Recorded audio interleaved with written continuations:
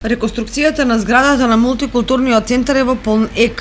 Дел од активностите се одвиваат на приземниот дел од северната страна на објектот, каде се работи на хидроизолација, поради што се направени ископи до нивото на темелите. Се поставува комплетно нов водовод, канализација и електрична инсталација, а објектот ќе добие ПВЦ врати и прозорци, термичка фасада, нови подови и осветлување, сигурносна и видео опрема, противпожарна и громобранска инсталација. Изминатиот период е променета кровната конструкција, во внатрешноста се отстранети старите слоеви на ѕидовите и се изградени нови тоалети.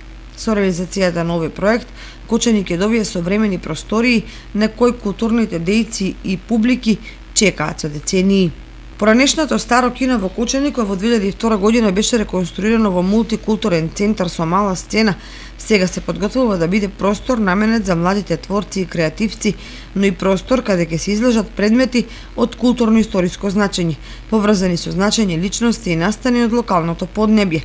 Реконструкцијата и адаптацијата на овој објект доаѓаат во вистинско време и се надеваме дека овој младински центар ќе создаде можност за многу нови бизнис идеи, по примерите на европските искуства, соопшти градоначалникот на општина Кочани Николчо Илиев. Реконструкцијата на мултикултурниот центар е во рамките на реализација на проектот Нашето заедничко минато, патека за заедничка иднина, каде водечки партнер е Центарот за развој на Источно-Планскиот регион, заедно со општина Гоце Делчев од Бугарија, кој се јавува како втор проектен партнер.